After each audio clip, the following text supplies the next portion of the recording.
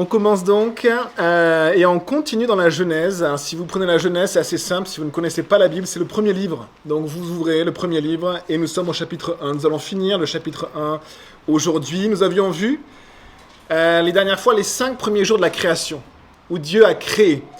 On voit le premier jour, Dieu crée la lumière qu'il sépare des ténèbres. Le deuxième jour, on a vu que Dieu crée le ciel qu'il sépare des eaux. Il crée le ciel qui va séparer les eaux d'en bas des eaux au-dessus du ciel. Le troisième jour, Dieu crée le sec, les continents, les terres qui sortent des mers et qu'il sépare du coup des océans et des mers. Le quatrième jour, Dieu crée le soleil, la lune et les étoiles pour éclairer le jour et la nuit, qui est vraiment cette distinction entre le jour et la nuit. Le cinquième jour, Dieu va créer tous les animaux de la mer et tous les oiseaux selon leurs espèces. Et le sixième jour, on s'était arrêté là. Dieu va créer les animaux de la terre, les animaux terrestres, selon leurs espèces. Une espèce ne peut pas devenir une autre espèce. Il y a des séparations que Dieu a placées dans l'ordre créationnel. Et dans ce sixième jour, on n'a pas vu la dernière partie du sixième jour. Alors je vous invite à lire ensemble la parole de Dieu. Genèse, chapitre 1, verset 26. Puis Dieu dit, « Faisons l'homme à notre image, à notre ressemblance, qu'il domine sur les poissons de la mer, sur les oiseaux du ciel, sur le bétail, sur toute la terre, et sur tous les reptiles qui rampent sur la terre. » Le mot « reptile » ou « ceux qui rampent », c'est tout ce qui rampe. Les insectes, les reptiles, tout ce qui rampe. Alors voici ce que Dieu dit à nouveau. Dieu a parlé. Chaque jour, Dieu parle. Et un verset nous dit que nous savons que c'est la parole de Dieu que tout a été créé. Pas à partir de choses visibles, mais à partir de la puissance de la parole de Dieu. Et Dieu parle, Dieu dit. Le premier jour, il va dire que la lumière soit et la lumière fut. Et après, il dit qu'il y ait le ciel, qu'il y ait le sec, qu'il y ait le soleil, la lune et les étoiles, que la terre produise, que la mer produise des animaux de toute espèce. Et ici, Dieu va dire, mais là, il ne va pas dire pour créer, il dit, regardez, c'est une réflexion qu'il a.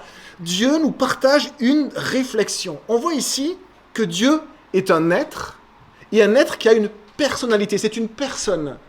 Mais on pourrait dire que ce n'est pas juste un être, c'est l'être suprême, l'être éternel. Mais c'est un être, et il a une personnalité, et il nous partage, à l'être humain, il nous partage sa réflexion et sa volonté. Là, Dieu prend une décision.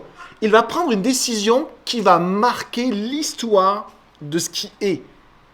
Ce n'est pas simplement créer le ciel et la terre. Pourquoi ? Parce que le ciel et la terre passeront.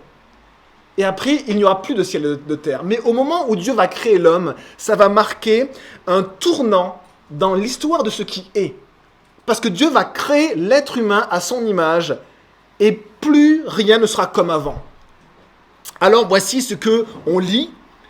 Dieu dit ceci, il prend une décision qui aura des conséquences éternelles et il nous le partage dans sa parole. Et il dit ceci, faisons. Faisons, c'est encore un pluriel.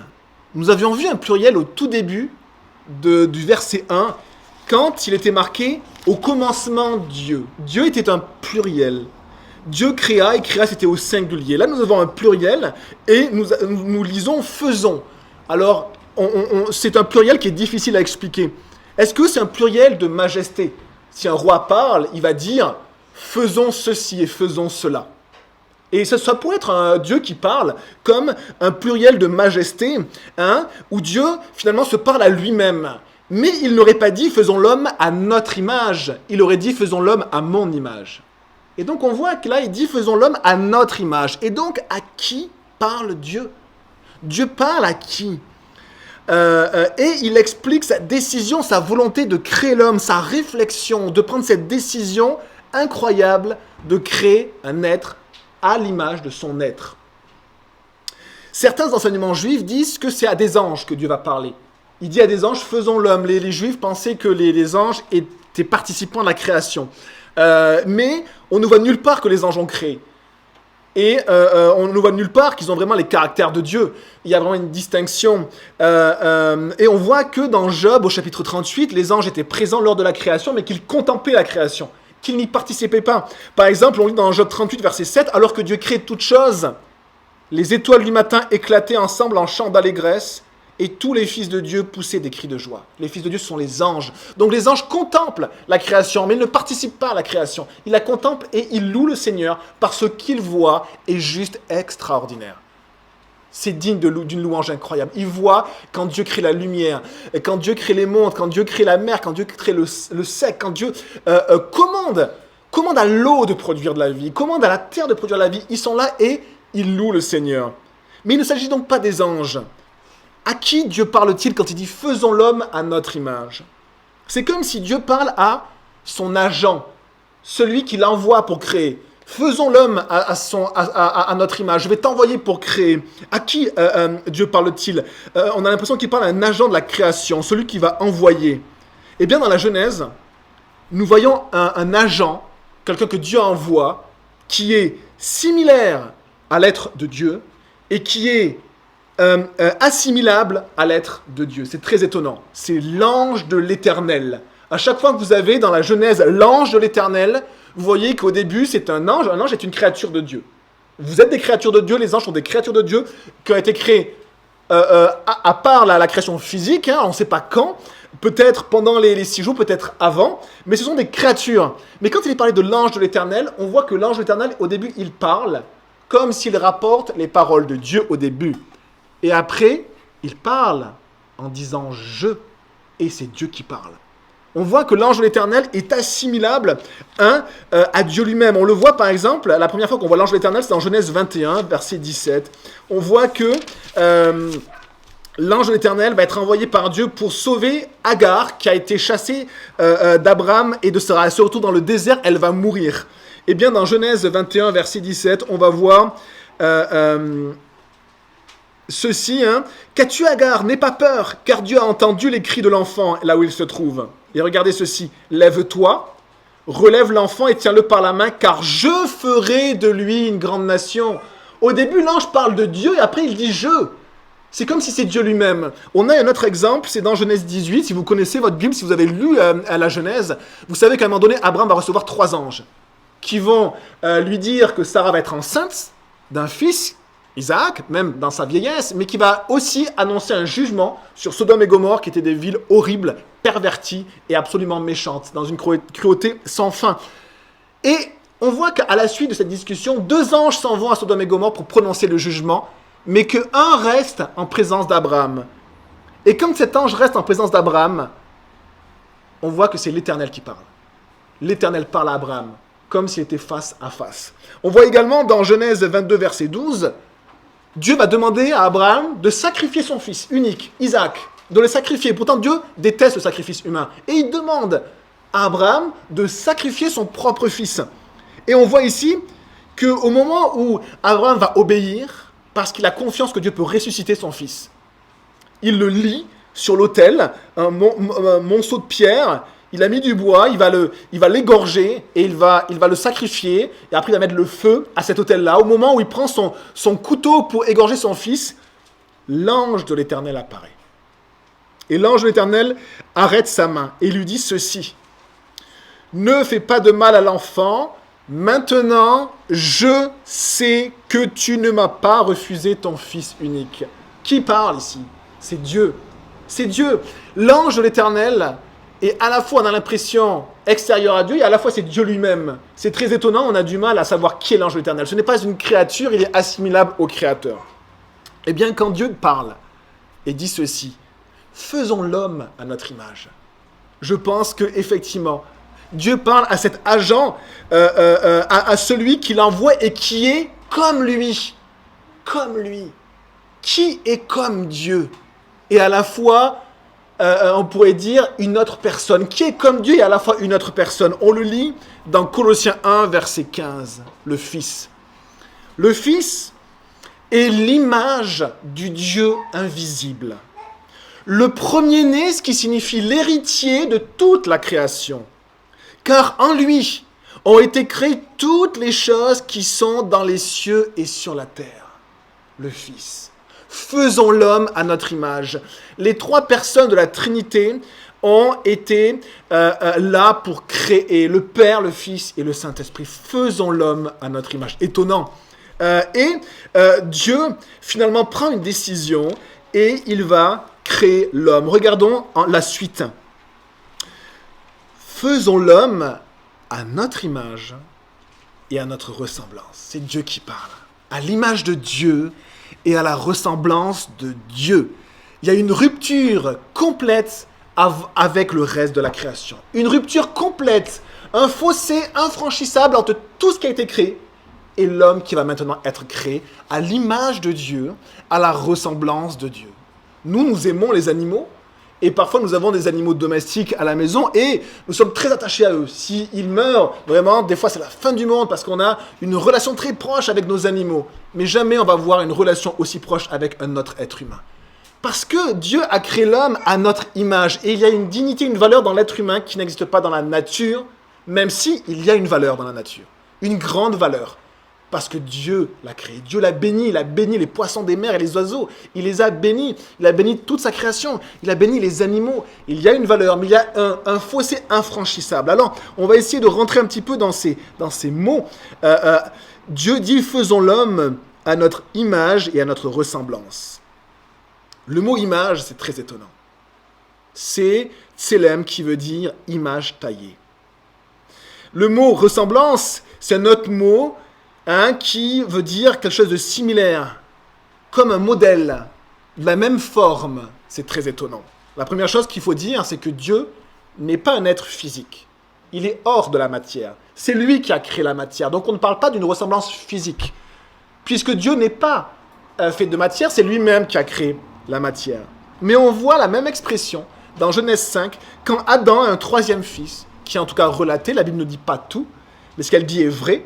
Eh bien, Adam, âgé de 130 ans, engendra un fils à sa ressemblance, selon son image, et lui donna le nom de Seth. C'est le troisième enfant qui est noté, le troisième fils qui est noté de Adam et Ève. Ça veut dire qu'ici, la ressemblance et l'image, c'est comme un père qui engendre un fils. Et son fils ressemble à son père.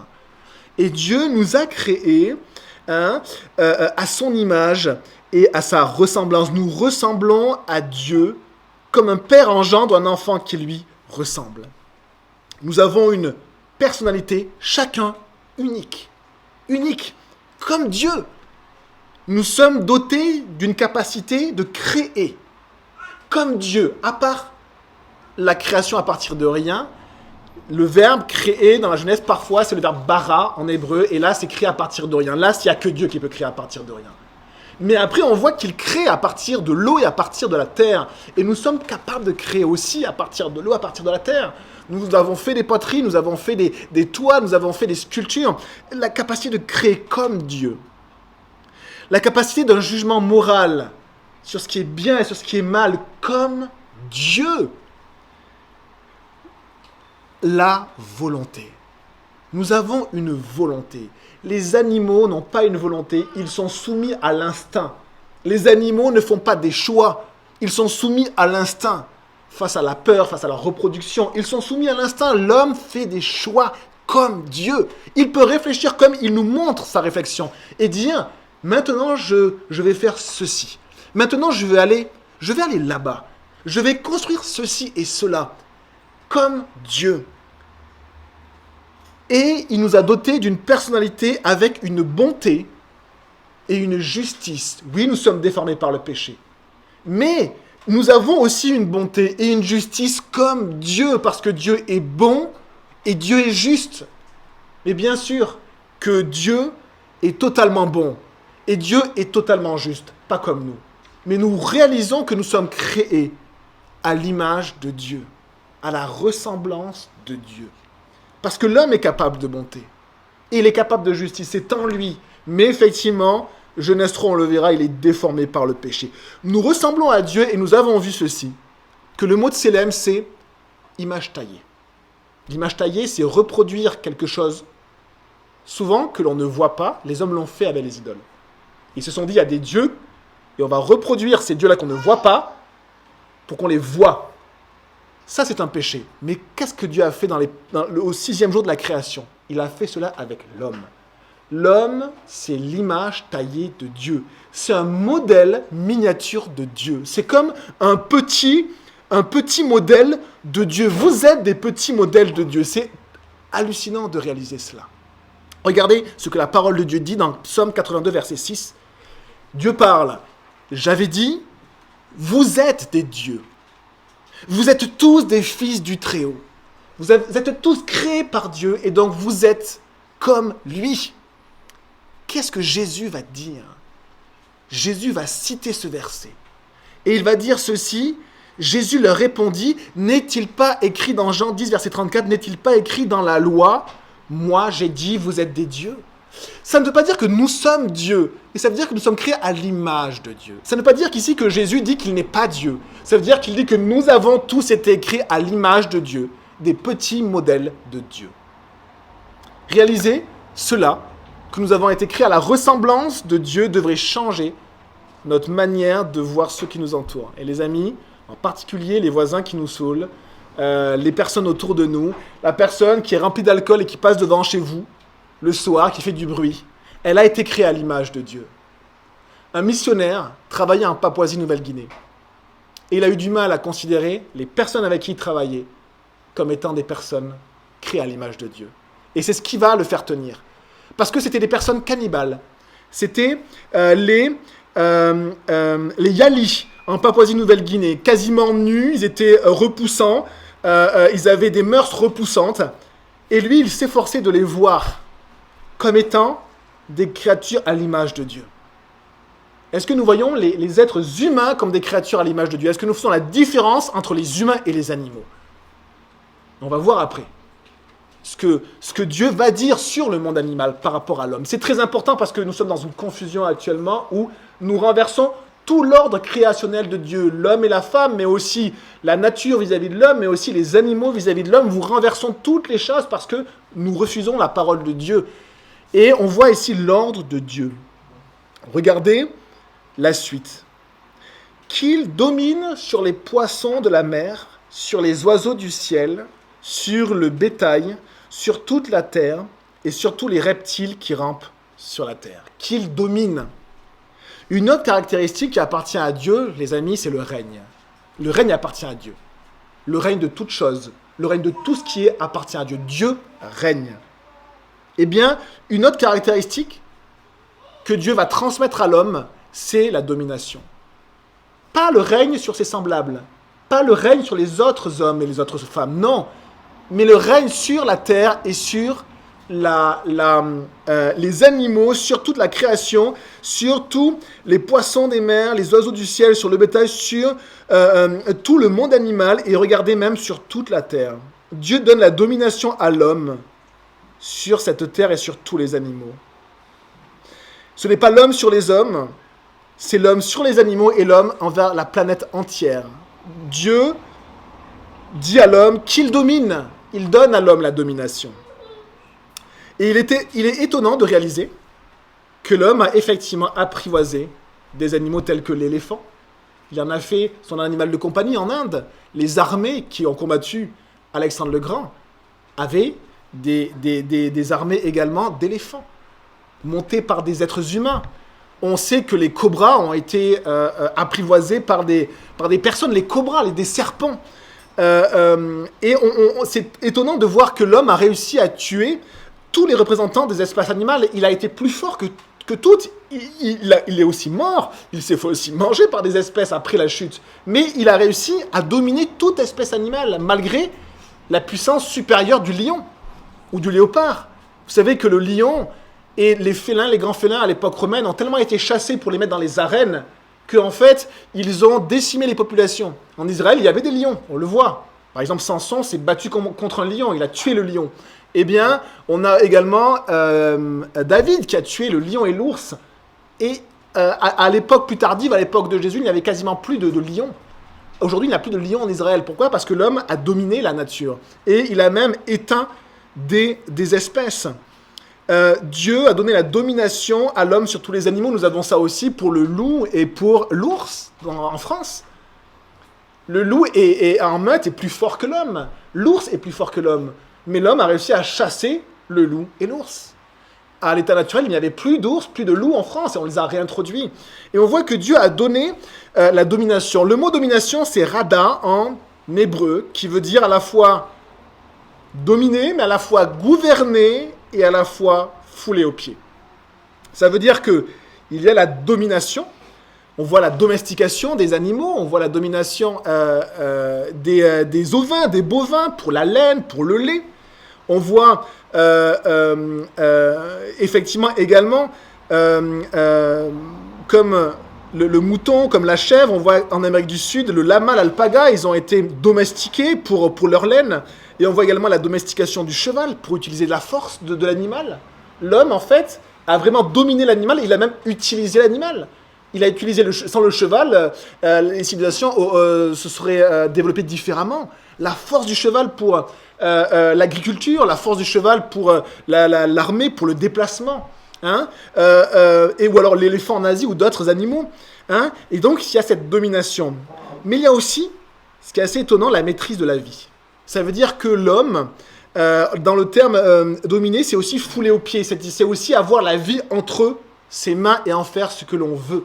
C'est comme un roi qui décide de la vie ou de la mort. Ça veut dire que l'homme a le droit de vie et de mort sur les animaux. Il a le droit de vie et de mort sur les animaux. Et d'ailleurs, c'est ce qu'il a fait. Quand un animal le menace, l'homme va le tuer. Quand l'homme a faim, après la chute, eh bien, il va tuer les animaux pour se nourrir. Si l'homme a besoin d'animaux pour la laine ou le lait, il va les capturer, les apprivoiser. Et donc, il y a aussi cette maîtrise de la vie. Par contre, ce mot veut dire aussi gouverner. Quand on gouverne, ça implique qu'on a une responsabilité. Ça implique qu'on a une responsabilité d'équilibre.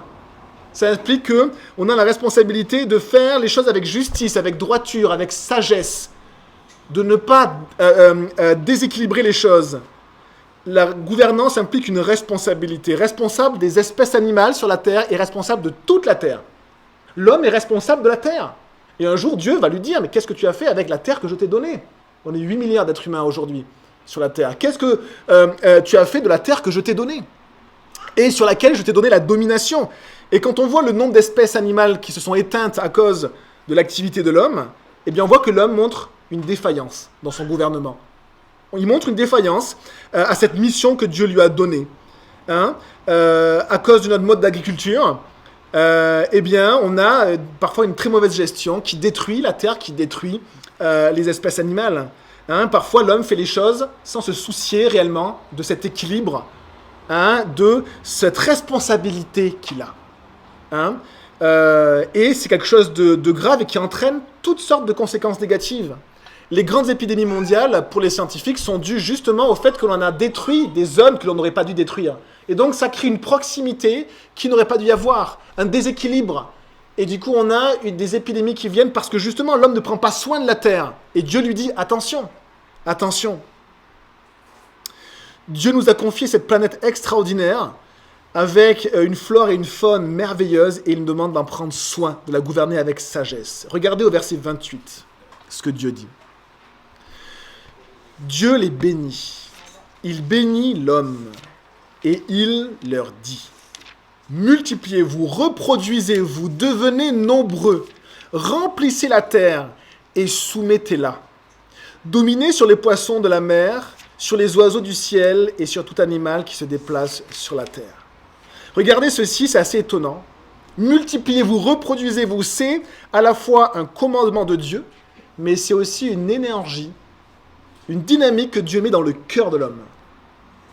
En 1960, je l'ai vu avec mes garçons et avec ma femme, en 1960, nous étions 4 millions, 3 millions sur la Terre. 3 milliards d'êtres humains sur la Terre. En 1960. En 2000, nous sommes passés à 6 milliards. En 40 ans. Et en 2023, nous sommes 8 milliards. Et nous avons ici, effectivement, une dynamique dans l'être humain qui vient de la création. Et alors, on va voir qu'il y a l'ancienne création que nous voyons autour de nous, mais il y a aussi une nouvelle création que Dieu a engendrée il y a 2000 ans par l'œuvre de Jésus. On va le voir après. Mais on voit qu'il y a une dynamique, une énergie que Dieu a mis en l'homme. L'homme, malgré la chute, malgré tous les dangers des maladies, tous les dangers des animaux sauvages, la difficulté de se nourrir. Malgré cela, l'homme a réussi à se multiplier sur toute la terre. C'est très étonnant. Il a réussi à se maintenir, à se multiplier. Parce que Dieu lui a donné cette énergie-là pour procréer et pour justement donner naissance et pérenniser son espèce humaine. Reproduisez-vous et devenez nombreux. Et on lit également, remplissez la terre. Dieu a également mis en l'homme une dynamique pour se répartir sur toute la surface de la terre. Pas qu'à notre époque moderne. C'est absolument étonnant de voir que dans des âges extrêmement reculés, l'homme avait déjà colonisé l'Amérique. Il a sûrement traversé des déserts gelés, sûrement le détroit de Bering quand il était gelé pour coloniser l'Amérique. Il a traversé des milliers de kilomètres de mers et d'océans où il n'y a rien, sur des radeaux. En Amérique du Sud, l'homme, il a coupé des morceaux de bois, des troncs d'arbres, il les a liés entre eux avec des lianes. Il a mis toute sa famille dessus et il est parti alors qu'on ne voyait rien. Des milliers de kilomètres, et Dieu l'a nourri par les eaux. Et il a colonisé les îles de la Polynésie, qui sont parfois à 6000 ou à 8000 kilomètres des terres. Dieu a donné à l'homme une énergie pour toujours voir un endroit et se dire « je veux aller plus loin ». Voir la mer et se dire « je vais quand même y aller ». C'est étonnant quand même. C'est fou parce que Dieu a créé l'homme de cette manière. Il a dit « multipliez-vous et remplissez-la ». Dieu a donné cette énergie à l'homme et on voit que l'homme, dans quasiment toutes les zones de la terre, a réussi à s'implanter au Groenland. Des tribus, des peuples au Groenland, en Alaska, en Sibérie, mais aussi sur les montagnes. Au Tibet, sur les plus hautes montagnes, il y a des peuples.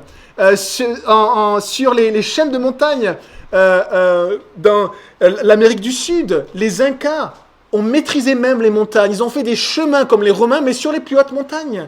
Des ponts entre des crevasses incroyables. L'homme s'est répandu sur toute la surface de la terre et il a même dominé les éléments. Dominé. Vous savez que la première civilisation, c'est pas la première, mais celle que l'on retrouve, ce sont les Sumériens, moins 3000 avant Jésus-Christ. C'est aussi la patrie d'Abraham qui sortira de la Mésopotamie, là où il y a Babylone, où il y a d'autres villes, et il sortira de là. Eh bien, qu'ont fait les hommes? On le lira après dans la Genèse. Il a maîtrisé les cours d'eau. Il y avait des crues phénoménales. Et en moins 3000, l'homme a maîtrisé les cours d'eau. Il a fait de l'irrigation et il a créé une civilisation incroyable avec des villes et des zones agricoles là où il y avait du désert. Actuellement, il y a à nouveau le désert parce qu'on n'irrigue plus. L'homme a réussi à irriguer un désert. L'homme s'est répandu sur toute la surface de la Terre, du Groenland jusqu'à l'Amérique, jusqu'à les jungles.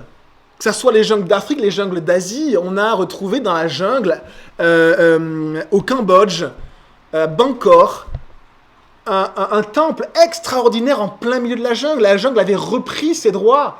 En Amérique centrale, les Mayas ont dominé la jungle. Et on a retrouvé dans la jungle des temples immenses, vous voyez les temples, des pyramides comme ça, dans la jungle, où même l'homme n'allait plus. L'homme a maîtrisé les jungles, il a traversé des déserts, il a traversé des déserts glacés, des déserts de mer, et il a rempli toute la terre. Dieu a mis dans le cœur de l'homme cette énergie incroyable, cette domination. Cette domination. Et alors on sait que parfois Dieu rappelle à l'homme qu'il n'est pas Dieu.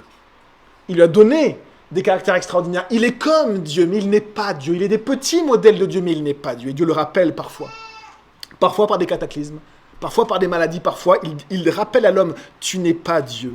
Mais là, Dieu dit, soumettez la terre, dominez-la, dominez les poissons, les oiseaux du ciel, tout animal, dominez. Et on voit que ce terme-là, c'est vraiment assujettir, garder sous, avoir la force dessus. Ce côté de vaincre, de prendre le dessus, d'être le plus fort. L'homme a été le plus fort sur la terre. Pourquoi? Parce que Dieu lui a donné cette capacité-là. Et on le lit dans la Genèse. Et même sur des éléments qui étaient plus forts que lui, comme l'eau, comme des montagnes, et même sur des animaux qui étaient plus forts que lui. L'homme a dominé parce que Dieu lui a donné la capacité. Alors ce qui est étonnant, c'est que soumettez la terre, c'est comme si Dieu donne la domination. Donc on pourrait se dire, c'est gagné puisque Dieu donne la domination, mais après Dieu dit, soumettez, faites-le. Il donne la domination, et après il dit à l'homme, domine. On a l'impression que quand Dieu nous donne quelque chose, nous c'est bon, c'est acquis. Comme quand on donne un jouet à un enfant, on dit voilà, tu as tout ce qu'il faut. Mais c'est comme si Dieu donne la capacité, mais maintenant il reste à faire. Il reste à faire. Et c'est comme s'il envoie l'homme avec cette dynamique de se multiplier toujours plus et de dominer la terre toujours plus. Soumettez la terre, prenez possession de cette terre que Dieu vous donne. Il y a 2000 ans, Dieu a fait une autre œuvre qui va également marquer l'histoire de tout ce qui est. À un moment donné, dans la parole de Dieu, dans le début, Dieu a dit « Faisons l'homme à notre image ». Et à un autre moment, il parle et il montre sa réflexion de la même manière. Il dit ceci, il dit « Qui enverrai-je ? Qui ira pour nous ?» Le même pluriel. Et il entend une voix qui dit « Me voici, envoie-moi ». C'est le Fils, le même qui était l'artisan de la création au tout début, qui va venir sur la terre il y a 2000 ans. Et il va faire une œuvre où il va mourir et ressusciter pour sauver l'ancienne création des maux du péché et pour créer une nouvelle création. La parole de Dieu nous dit que quand nous venons à Jésus, nous sommes une nouvelle création. Et Dieu va également marquer l'histoire de tout ce qui est. Il y aura également, comme avec la création de l'homme, il y a eu un avant et un après. Et quand Jésus va faire cette œuvre-là de nouvelle création, il y aura aussi un avant et un après. Et dans cette nouvelle création, Dieu va donner une mission similaire. Une mission similaire de multiplier et remplissez la terre. Prenez Matthieu au chapitre 28. Prenez Matthieu au chapitre 28 et on va voir ce que Dieu va dire de la nouvelle création, de ceux qui sont nés de nouveau, nés une deuxième fois en Jésus. Regardez Matthieu chapitre 28, si vous avez ces Bibles-là, c'est la page 642. 643 même, puisqu'on est au verset 18. Regardez ce que Jésus va dire. Et essayez de retrouver ces deux mots, multiplier et remplissez la terre. Regardez ce que Jésus dit. Jésus s'approcha au verset 18 de Matthieu 28 et leur dit, il dit à ses disciples, ceux qui sont nés de nouveau, « Tout pouvoir m'a été donné dans le ciel et sur la terre. Allez donc, faites de toutes les nations des disciples, baptisez-les au nom du Père, du Fils et du Saint-Esprit, et enseignez-leur à mettre en pratique tout ce que je vous ai prescrit. Et moi, je suis avec vous tous les jours jusqu'à la fin du monde. » Dieu dit, faites de toutes les nations des disciples. Ça veut dire qu'il dit, multipliez-vous. Ce n'est plus charnellement, ce n'est plus physiquement, mais c'est spirituellement. C'est la nouvelle création. Annoncez Jésus pour que d'autres personnes, pour que le Saint-Esprit, cette fois-ci, comme le Saint-Esprit a fait naître Jésus, eh bien le Saint-Esprit, cette nouvelle création, le Saint-Esprit veut faire naître de manière nouvelle d'autres personnes. Annoncez l'Évangile pour que d'autres personnes naissent de nouveau par le Saint-Esprit et que les disciples de Jésus se multiplient, que la nouvelle création se multiplie. Regardez ça, faites-le dans toutes les nations. C'est-à-dire, répandez-vous sur toute la terre. Voici deux appels, deux caractéristiques et capacités que Dieu donne à son Église. De faire multiplier des disciples. Comment ? Eh bien, on va le voir après. Et de se répartir sur toute la terre. Dans tous les peuples et les langues du monde, les amis. Dans tous les peuples et les langues du monde, les amis, il y a des chrétiens. Il y a des personnes nées de nouveau. Qui font partie de la nouvelle création qui naît par le Saint-Esprit. Des personnes, cette nouvelle création qui se répandent sur toute la terre. Et Dieu leur dit à chacun, je dirais pas forcément personnellement, mais ensemble, en église. Dieu parle ici à son église. Et il dit à son église quoi ? Il dit ceci, « Tout pouvoir m'a été donné dans le ciel et sur la terre. » Ça veut dire que pour faire cette mission, il faut reconnaître ceci. Pour faire cette mission, il faut reconnaître que le pouvoir ne vient pas de moi. Il vient de Jésus, que c'est Jésus qui domine, c'est Jésus le Maître. Mais par contre, il nous appelle et dit, allez. Comme Dieu a dit aux premiers hommes, Adam et Ève, allez. Répartissez-vous, multipliez-vous. Jésus dit à l'homme, allez. Que les disciples se multiplient. Que ma parole se répande sur toute la terre et transforme des vies. Les mêmes commandements, la même mission, mais pas dans l'ancienne création, mais dans la nouvelle création. Est-ce que vous voulez faire partie de cette mission, cette nouvelle mission, de cette nouvelle création à qui Dieu donne cette mission-là? Est-ce que vous voulez en faire partie? Et nous avons tous ce rôle à jouer. Je crois, les amis, que ce n'est pas un rôle que l'on peut assumer seul. C'est un rôle que l'on peut assumer en Église. Parce que Dieu nous a donné des dons différents. Nous ne sommes pas tous évangélistes. Mais Dieu nous demande de faire l'œuvre des évangélistes. Et il demande aux pasteurs. Paul dit au pasteur Timothée, fais l'œuvre d'un évangéliste. Et qu'est-ce que moi je m'efforce de faire? Je m'efforce de dire à mon Église, on va aller dans la rue pour évangéliser. C'est notre rôle en tant qu'Église. Venez, accompagnez-nous. Il y a des combats. Vous allez peut-être vivre des moments difficiles, mais c'est notre rôle. Et ceux qui vont persévérer, pas qu'une fois, pas que deux fois, mais ceux qui vont persévérer, ils vont grandir. Pourquoi? Parce que ça fait partie de ce que Dieu nous demande. Quand on fait ce que Dieu nous demande, les amis, on grandit. On change. Et on devient capable même de porter plus de fruits. Alors je vous invite, samedi 7, je crois, à tenter cette expérience-là, parce que vous êtes l'Église, nous sommes l'Église, et que Jésus a toute domination, et c'est lui notre maître, et c'est par lui que nous y allons. On continue dans les versets 29 de Genèse 1. Dieu dit aussi, « Je vous donne toute herbe à graines sur toute la surface de la terre, ainsi que tout arbre portant des fruits avec pépins ou noyaux. Ce sera votre nourriture. À tout animal de la terre, verset 30, à tout oiseau du ciel, et à tout ce qui se déplace sur la terre, à ce qui est animé de vie, je donne toute herbe verte pour nourriture, et cela se passa ainsi. » Quand Dieu dit ça, c'est que les choses se passent ainsi. Ça veut dire que l'homme n'était pas carnivore lors de la création. L'homme ne mangeait pas de viande lors de la création. Il va manger de la viande avec la chute. Il va tuer des animaux. Savez-vous, la première fois qu'il va y avoir des animaux qui vont être tués, c'est quand Adam et Ève vont pécher. Ils vont réaliser qu'ils sont nus. Et ils vont être mal à l'aise. Ils vont sentir la honte. La honte de mon être intime et de le dévoiler. Et la peur aussi de Dieu. Qu'est-ce que Dieu va faire? Il va les revêtir de peau d'animaux. Et à partir de la chute, l'économie, le système change. Il y a maintenant un autre mode de vie. Comme après le déluge, il y aura un autre cycle de l'eau. Il y a un autre mode de vie. Regardez pour les animaux. Les animaux de la terre n'étaient pas carnivores également. Ils étaient soit frugivores, soit granivores, soit herbivores, soit végétariens, mais ils ne mangeaient pas de viande. Après la chute, cela signifie que le monde entier a été déformé par le péché. Les animaux, certains sont devenus carnivores. Et peut-être que ça a modifié même leur morphologie. On sait que le lion a des dents pointues pour tuer. Mais il n'en était pas ainsi à l'origine. Ça va même modifier son métabolisme, sa digestion. Parce que des générations après, le lion a besoin de viande pour survivre. Il n'en était pas ainsi au début. Pourquoi? Parce que Dieu avait créé toute chose bonne. Toute chose bonne.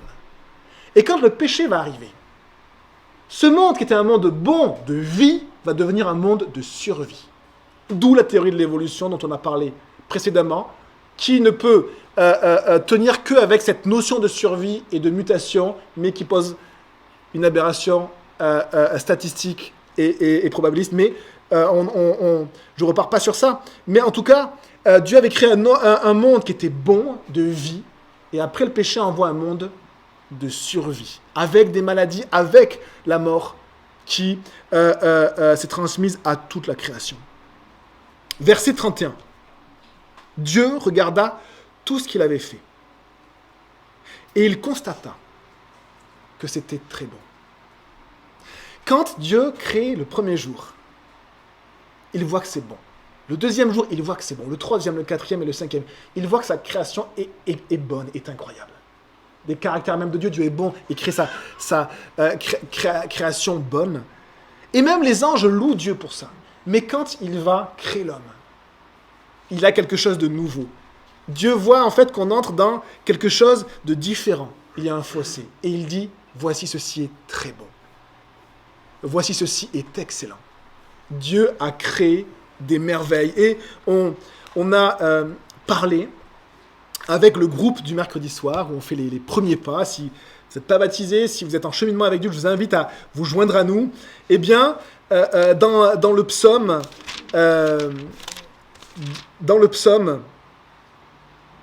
139, on va voir, et on peut le lire ensemble, on voit que Dieu m'a créé, m'a voulu, et il m'a créé d'une manière merveilleuse.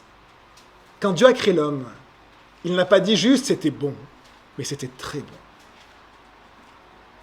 On le lit dans le psaume 139, donc c'est la page 413.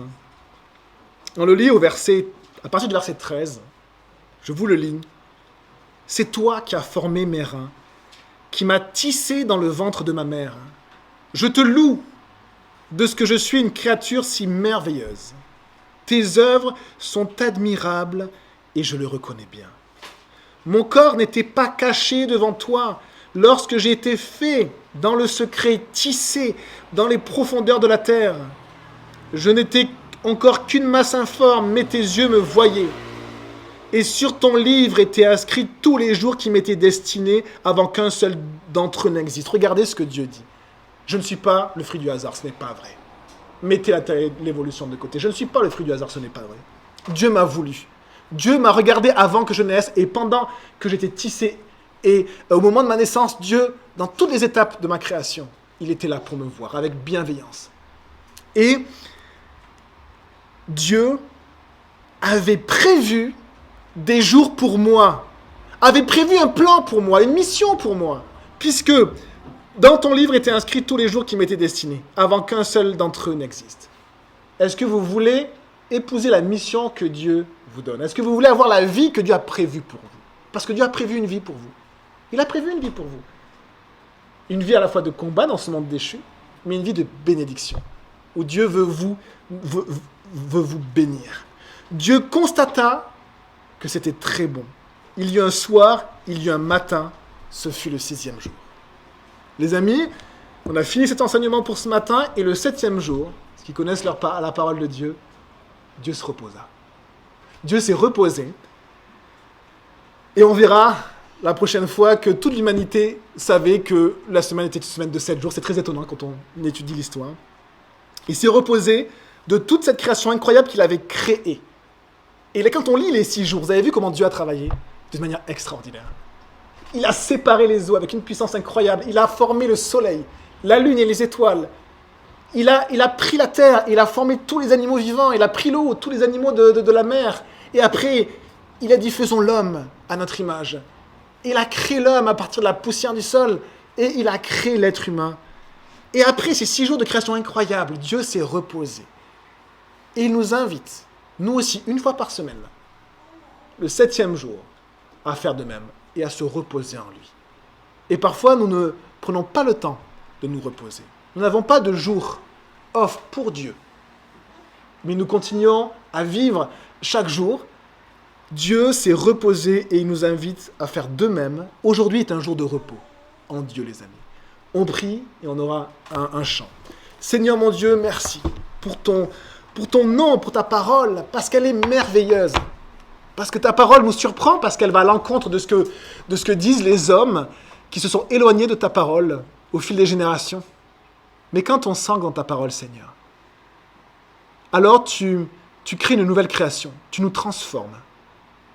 Tu mets le péché de nos cœurs, l'incrédulité de nos cœurs de côté, et nous reconnaissons que toute chose a été créée par ta parole, par la parole de Dieu. Et nous changeons de cap. Nous nous mettons, Seigneur, sur le chemin de Dieu que tu nous montres, parce que tu nous montres un chemin. Tu as destiné des jours pour chacun d'entre nous. Comme on l'a lu dans le psaume 139, tu as destiné des jours. Nous voulons vivre les jours que tu veux nous donner. Que ce soit des bons jours, des mauvais jours, nous voulons les vivre, parce qu'ils viendront de toi. Et toi, tu es un Dieu qui bénit. Tu as béni l'être humain et tu veux nous bénir encore aujourd'hui. Merci pour ta création extraordinaire. Qu'on puisse s'en souvenir cette semaine. On puisse te louer en voyant les oiseaux, les arbres, tout ce qui existe, les étoiles, les nuages, qu'on puisse te louer, Seigneur, pour tout ce que tu as créé. Tu es magnifique sur toute la terre. Tu règnes sur toute la terre et nous voulons t'honorer ce matin. Que ton nom soit béni au nom de ton Fils, Jésus-Christ, notre Seigneur. Amen.